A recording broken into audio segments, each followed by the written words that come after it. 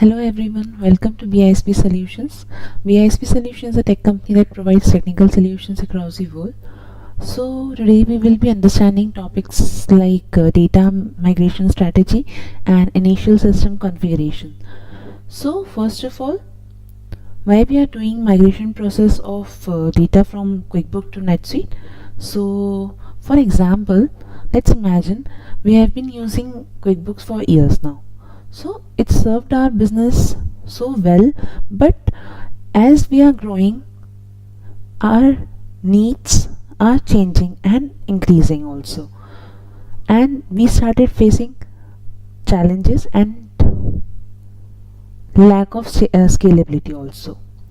In reporting and complex financials, we are not able to use in QuickBooks. So in some news or in some advertisement we heard about NetSuite. So how it can provide a more powerful integrated solution for our evolving business? That ad is telling us about the NetSuite application. So there is a catch. If we are moving forward with NetSuite, we need to bring all our existing data from QuickBooks like customers, vendors, financial transactions into the new system without losing any crucial information.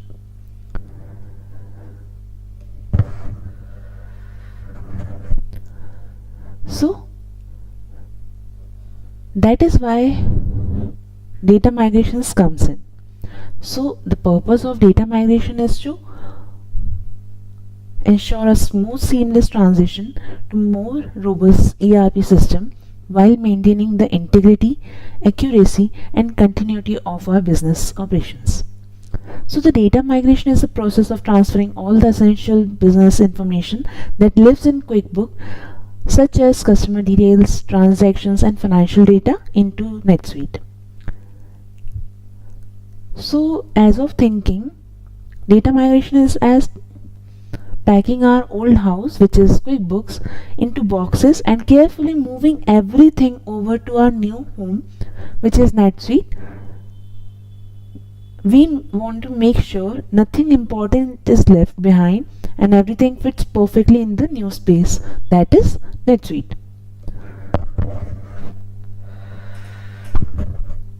So why data migration is necessary? So first is it provides a scalability and growth in our business, because as our business grows, QuickBooks may no longer meet our complex needs. So NetSuite can handle multiple business processes such as accounting, inventory and customer relationship manager all in one platform.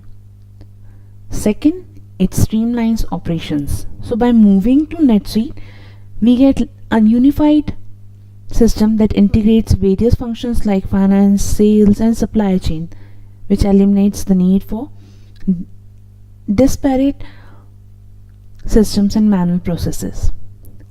Third necessity is advanced reporting and analytics. So NetSuite offers powerful reporting tools that allow for real-time insights into our business performance, which will be for migrating our data, which ensures us that it can take full advantage of these features. Then lastly, what will be the most important necessity for migration is avoiding data loss. So migrating data ensures that all our historical data such as invoices, payments and financial transactions remains intact and in one place, which is accessible to all the end users. So what we understood from this example is by migrating our data from QuickBooks to NetSuite, we are setting up our business for long-term success, where NetSuite offers better scalability, robust features and the ability to integrate every part of our business into one streamlined system, where data migration is the bridge that helps you to get without losing any valuable information. So thinking of it as moving into a bigger, better home where our business will thrive. So this is the story behind migration from QuickBooks to NetSuite. Then this was the gist of why we are doing migration and what are the limitations of QuickBooks, what we are facing while doing our task in QuickBooks, and what NetSuite is providing us, the advantages of NetSuite we discussed. So now we will be coming to our previous session learning, which we have covered till now. First was meaning of subsidiary, where a subsidiary is an entity that operates under a parent company and is treated as a separate financial or operational unit in NetSuite. So each subsidiary can have its own chart of accounts, currency, tax regulations, financial reporting requirements, users and permissions. So if we come to our understanding subsidiaries, so in NetSuite, subsidiary represent separate legal entities or branches within a parent organization. So each subsidiary can have its own currency, tax settings and reporting structure. For planning subsidiary hierarchy, we have to analyze current structure in QuickBooks, which means we will be reviewing how accounts and entities are organized in QuickBooks, then identifying parent and child entities for the same. Then coming to our designing the hierarchy in NetSuite, so we will be establishing a parent subsidiary relationship that reflects our organization's legal and operational structure. For example, parent company is there, where subsidiary A, subsidiary B will be there, and subsidiary B1, which is a child company of subsidiary B, will be there. Then considering multi-currency needs, which means we will be assigning currencies to subsidiary based on their operating and negotiation or region. Then enable consolidation reporting, where we will be ensuring the hierarchy supports consolidated financial statements, which includes intercompany transactions. Then comes our setup, taxes and localization settings. So we will configure tax codes and compliance requirements for each subsidiary. Then comes our defining roles and permissions. So roles control user access and define what a user can view or edit within NetSuite. Then comes our steps to plan roles and permissions.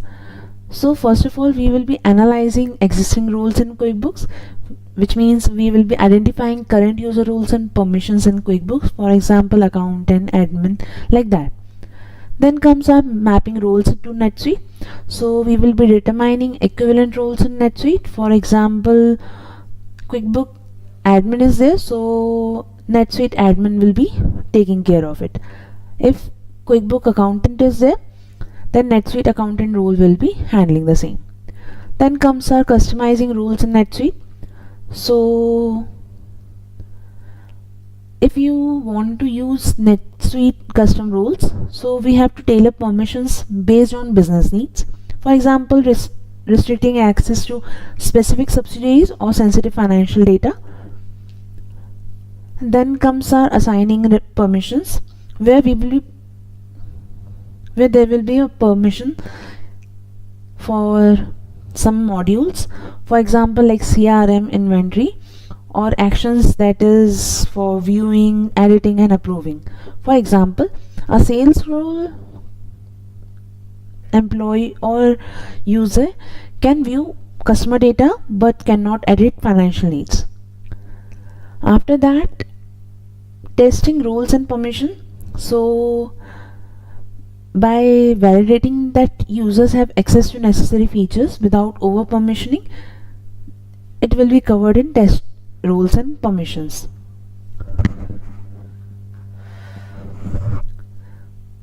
Then we have discussed about migration process of hierarchy, roles and permissions. So there will be a pre-migration assessment where we will be reviewing organization structure, user roles and access level in QuickBooks. Then data preparation. So there we will be preparing subsidiary hierarchy structure in a spreadsheet for easy import into NetSuite. Then comes our subsidiary setup in NetSuite. So there we will be navigating to our application of NetSuite. There we will be setting up in company. There we will be setting subsidiary. Then we will be creating a parent company and add their subsidiaries also.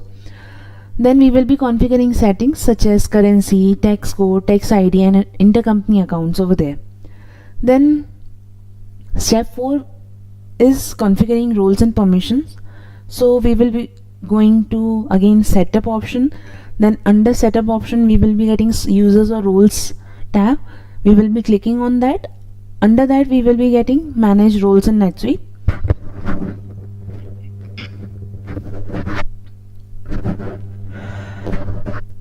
Then we will be creating or modifying roles with appropriate permissions as per our roles demand. Then we will be assigning roles to user and specifically subsidiary access only. Then step 5 involves testing and validation. So we will be conducting user acceptance testing to verify the subsidiary hierarchy and role configurations for the same.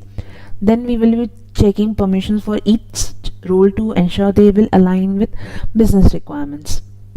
Then last step is go live and monitoring. So monitoring the system after going live to ensure proper subsidiary reporting and role functionality is coming under this particular step. Then we have discussed about best practices. So first is maintaining least privilege access. So assigning users the minimum permissions needed to perform their task. Then documenting roles and responsibilities, where we will be maintaining a detailed record of roles, permissions and their mappings. Then we will be using segregation of duties, SOD, where we will be using segregation just to avoid conflicts by separating roles that manage approvals, transactions and audits, like that. Then comes our regular role audits, where it is periodically reviewed roles and permissions to ensure security and compliance will be there. Then comes our benefits of proper planning, where there is an improvement in reporting, where accurate subsidiary hierarchy ensures consolidated and localized financial reporting.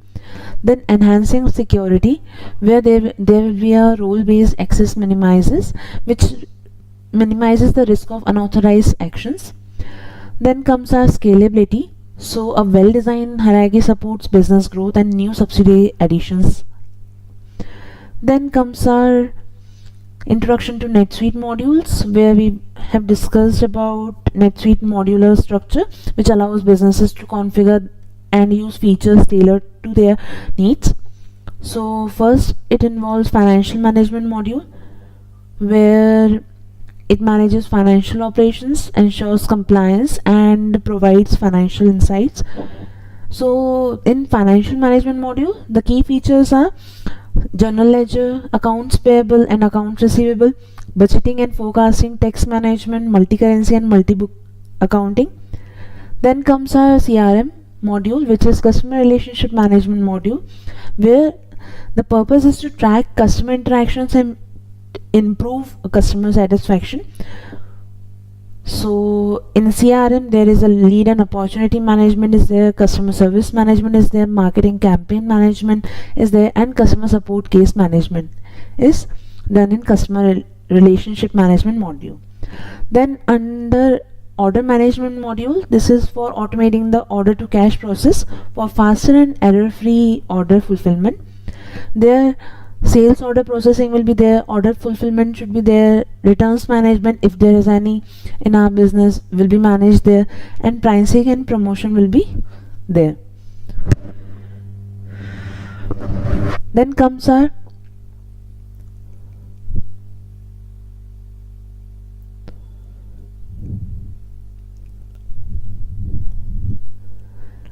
inventory and warehouse module, where all the inventory things which we have in our business will be kept there, and procurement, which is purchasing module, will be there, where it manages procurement processes from purchase requisition to vendor payments. The key features for the same is purchase order management, vendor bill approvals, and contract management should be there.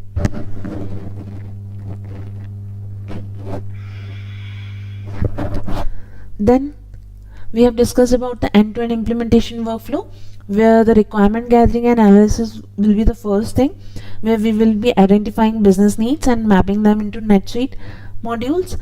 Then solution designing, where we will be configuring modules to meet specific business requirements. Then comes our data migration, where we will be importing legacy system data into NetSuite, for example financials, customers, inventory, like that. Then customization, where we will be developing custom scripts and workflows using SuiteScript and SuiteFlow. Then comes our integration, where we will be connecting NetSuite with third-party applications if there's a requirement. Then testing, where we will be performing unit, system, and user acceptance test. Then training involves training end users on module functionality. Then we will be going live, where we will be deploying the system and monitor performance. Then we will be supporting and optimization. Post go live support and refine processes we will be offering to the business.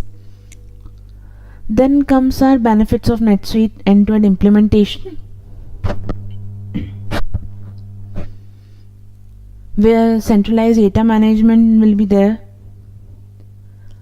improve operational efficiency should be there, scalability for growing business is the benefit for end-to-end implementation, real-time reporting and analytics is a plus point for migration or end-to-end implementation of QuickBooks to NetSuite, and enhancing collaboration across department will be the benefit for end-to-end implementation and migration of data from QuickBooks to NetSuite. So coming to today's agenda, which is identifying data to migrate, data cleansing and preparation tips should be given, then overview of CSV reports and integration tools, setting up company information and fiscal calendars, configuring taxes, currencies and subsidiary will be the agenda for today. So starting with data migration strategy. So data migration strategy refers to a structured plan and approach for transforming data from one system to another system while ensuring data accuracy, consistency and integrity throughout the process. So in the context of moving from QuickBooks to NetSuite, a data migration strategy outlines how to efficiently and securely move key business data, for example customers, vendors, items and transaction, into the new system which supports business operations seamlessly. So the key objectives of data migration strategy involves identifying relevant data, where we will be determining what data needs to be migrated, for example master data, transactional data, historical needs, to avoid unnecessary clutter in this new system.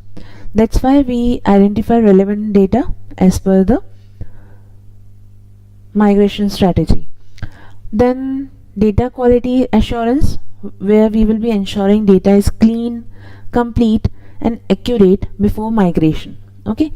Then comes our minimizing downtime, where it means planning the migration to reduce business disruptions.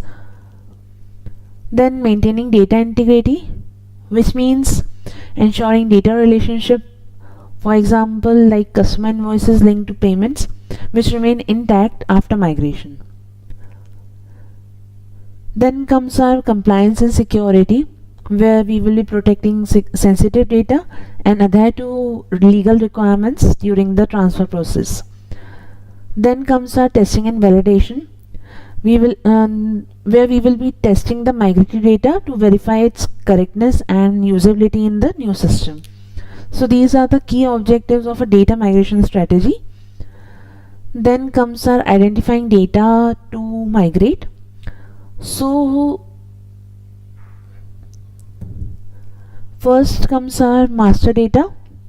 So this is a key foundational data essential for NetSuite setup, where customers, we will be transferring only active customer records and billing and shipping address, contact details and payment terms we will be updating. Then in vendors we will be taking down supplier details, which includes contacts, bank accounts and payment preferences. Then comes our items, where inventory items, service items and non-inventory items with item descriptions, pricing and categories are mentioned. Then transactional data, where historical and open transactions for continuity is there, which means opening sales order, purchase order, invoices, payments and journal entries are there. Then supporting data, where subsidiary details are there, chart of accounts and text code for system alignment is there. Then comes our data cleansing and preparation tips, where the data validation is there, where we will be reviewing data accuracy in QuickBooks, which ensures consistency, where we will be identifying duplicate or missing records for the same. Then comes our data formatting, where there is a standardized formats for dates, addresses and currencies according to NetSuite's requirement. Then we will be removing redundancies, where it will eliminate unused items, inactive customers and vendors. Then comes our reconciling balances, where we will ensure AR, AP and GL balances.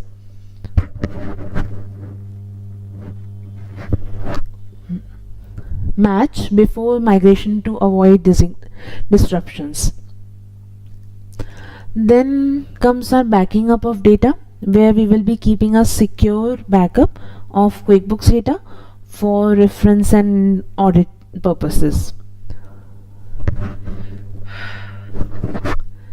Then comes our staging area, where a staging area is a temporary storage location where data is collected, cleaned and processed before it is migrated into the final destination system. For example, NetSuite, a database.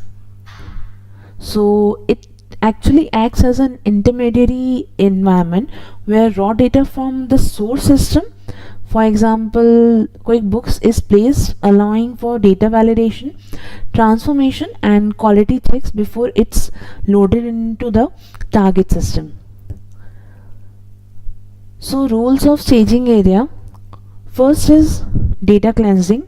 So it ensures the data is free from errors and duplicates or inconsistencies before moving it to the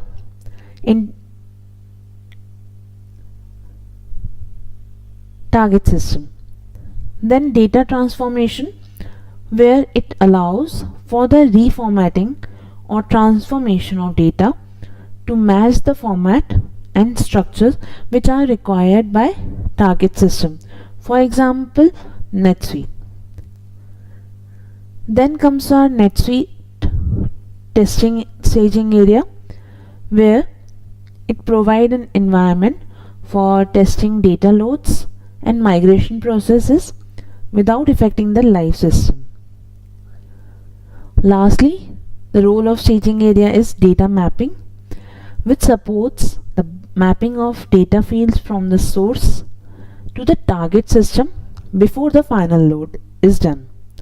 So the staging area is a crucial step to ensure data integrity and avoid issues during integration and migration.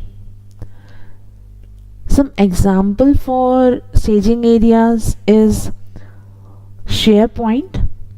So SharePoint can serve as a staging area, particularly in organizations using Microsoft products, So raw data can be uploaded to SharePoint libraries for reviewing, transformation, and cleaning before migrating it to the final system. For example, we might upload CSV or Excel files containing customer data to a SharePoint document library. So the data is then reviewed, cleaned, and prepared for migration to NetSuite. Then comes our GitHub. So GitHub can be used as a version control repository for staging data migration scripts and data transformations, while not typically using for storing raw data. So GitHub allows us to the versioning of data migration codes, transformation scripts, and metadata that manage the migration process. For example, developers can store scripts for cleansing and mapping data in GitHub, which ensures the migration process is repeatable and trackable. Then comes our Amazon Simple Storage Service, which is AWS S3, where a cloud-based solution where we can store large data sets temporarily before they are transferred to the target system. S3 is often used as a scalable staging area for big data migrations. So for example, we are storing data in CSV or JSON files with transaction data on S3, which cleanses and validates the data using cloud-based tools. Then we will be moving into NetSuite. Then comes our SQL database.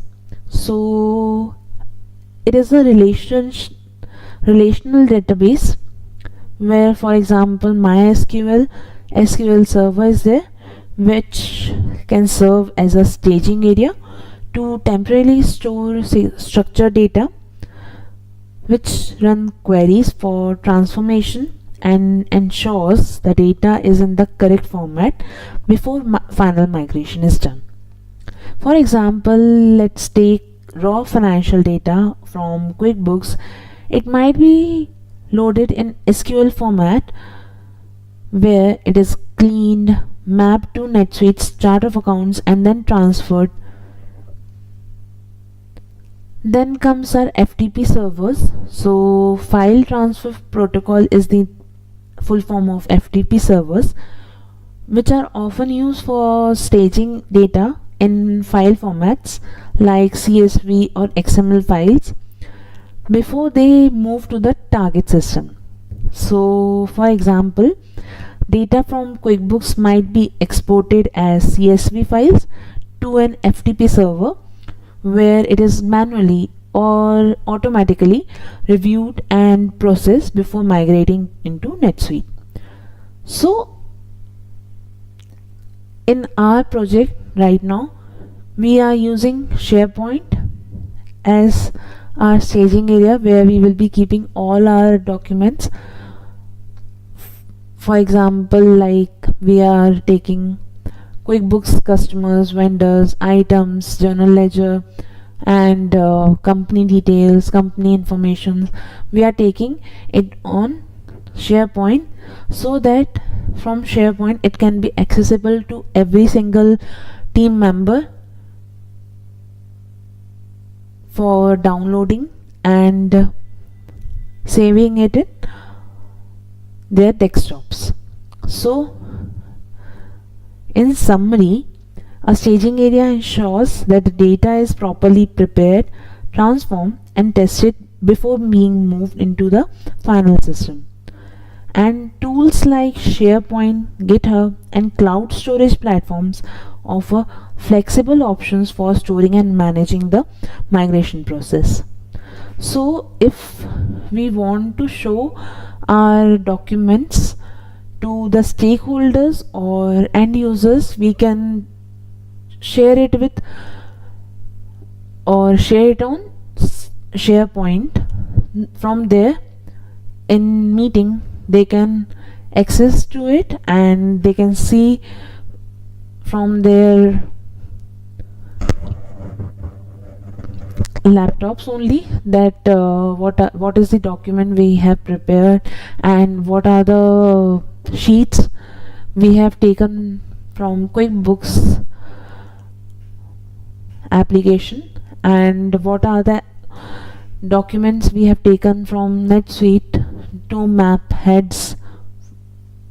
Let's suppose in our previous session I provided you with the sheet where we mapped heads which are common in both QuickBooks and NetSuite, and then we transferred all the data from QuickBooks to NetSuite as per the heads which are common and which we can mention in NetSuite. So SharePoint is the only staging area which for accessing from any part of country we can use, and GitHub is also a good place where we can make all the documents store, and also if there is any changes done in our files from which we have downloaded on GitHub, so we can get a trigger, or we can say we can understand who changed it, at what time and at what date it is being changed. So these are the staging areas. Then coming to our next topic, which is overview of CSV imports and integration tools. So first is CSV import, where it is a native support for NetSuite import assistant tool which simplifies data migration. If we want to prepare CSV files for each data category, for example customers, vendors, transactions, because NetSuite only takes CSV format, not spreadsheet format, so we have to map QuickBooks fields to corresponding NetSuite fields during the importing process. Then we will be validating imports with small data suits before full migration is done. Then comes our integration tools, where we will be using middleware solutions like Celigo, Boomi or SweetTalk for automated data transfer. So these tools supports complex mappings, real-time synchronization and error handling, and it is also ideal for large data volumes or scenarios requiring QuickBooks and NetSuite to coexist temporarily. So by following these steps, we can ensure a smooth and error-free data migration process from QuickBooks to NetSuite. By using CSV format, we will be importing all our files in NetSuite in our next session, and what needs to be explained, I will explain in my next session in CSV import tool. Then after data migration strategy is done, we will be coming to our initial system configuration, which is QuickBooks to NetSuite. So first of all, we will be setting up company information and fiscal calendars. So starting with company information, so we will be entering the organization's name, legal address, email and phone numbers in setup. company information. So there we will be configuring legal entity details, logo and company registration numbers for branding and compliance. Then fiscal calendars, where we will be defining the fiscal year structure under setup, accounting, manage accounting periods. Then we will be setting start and end dates for the same, where we will be ensuring they align with financial reporting periods in QuickBooks. Then we will be entering open or close periods which is as required, and we will enable the use of multiple accounting periods for seamless accounting transaction and reporting.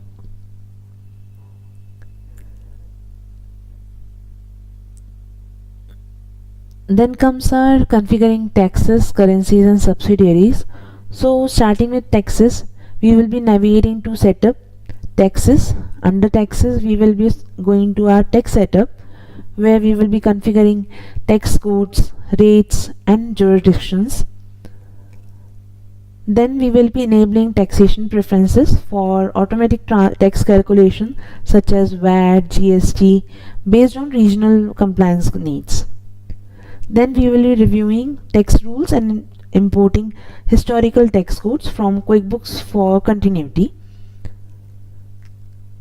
Then we will be configuring currencies, so which enables multi-currency features if our business is operating in multiple currencies. Then we will be adding required currencies in setup option. Under setup we will be going to our accounting option. Under accounting we will be clicking on currencies option, where we will be defining exchange rates manually and also integrate with an automatic rate provider to keep rates updated. Then comes our subsidiary option, which is necessary for NetSuite One World accounts. So there we will be using setup. Under setup we will be going to our company option. Under company we will be going to our subsidiaries to create a hierarchy for legal entities, where we will be assigning specific currencies, tax nexus and accounting preferences for each subsidiary. Then we will be linking subsidiary to shared master data such as customers, vendors and items for unified operations. So by setting up these foundational configuration, NetSuite will reflect the organization's operational and compliance requirements, which ensures a smooth transition from QuickBooks. So by configuration of setting company information and fiscal calendars, it means like from QuickBooks, if we are migrating data such as for customers, in items, vendors, general ledger and every single data we are migrating, so we will be making company as per the QuickBooks, because it is only one time process which we will be going to do and it cannot be done automatically. So before migrating the data and integration steps, we will be firstly setting up the company name. Let's suppose if we are taking as company La Ville Inc. in QuickBooks, so we will be taking same name in NetSuite also. And if this La Ville Inc. company is operating in US, so we will be taking currency as USD, which is US dollars. And if La Ville Inc. company is operating from Jan to December, so we will be taking January to December fiscal calendar. And we also mentioned the tax nexus as per the QuickBooks. We will be setting up all the basic things before migrating, so that if we have to show it to our stakeholders, it should be properly matched with QuickBooks, and there will be no discrepancies between both QuickBook and NetSuite data. So for that only we will be setting up company information and fiscal calendars as per our QuickBooks. Then we will be configuring taxes, currencies and subsidiaries. So if our Lavile Inc company is taking subsidiaries, let's suppose 2 to 3 subsidiaries are there, so we have to jot down in our NetSuite so that if there is any entry for the same subsidiary, we don't have to take, or we don't have to struggle in matching or putting it into that particular subsidiary. So that's why we will be configuring taxes, currencies and subsidiaries as per the QuickBooks demand. And if we are migrating our data from QuickBooks to NetSuite, so we have to migrate every single thing from QuickBooks to NetSuite, so that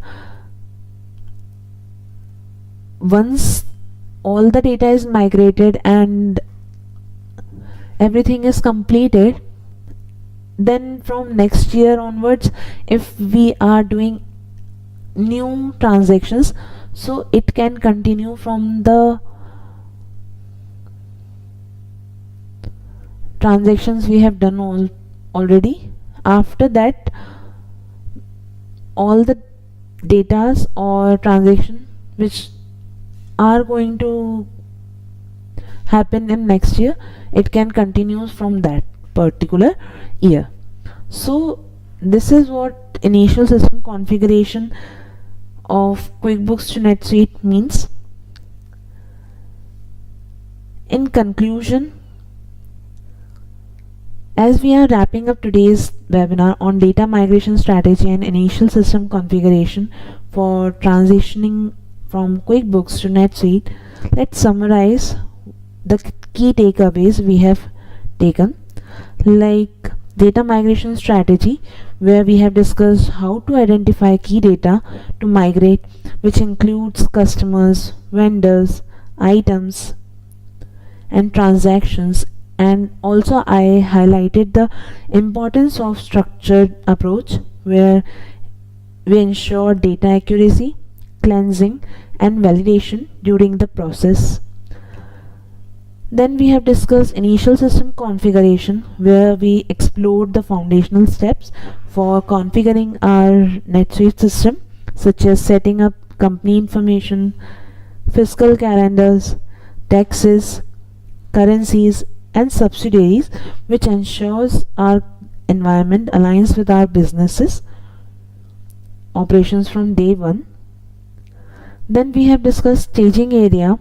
The staging area plays a critical role in the migration process, which offers a safe space to clean, transform and validate data before it's moved to our new system.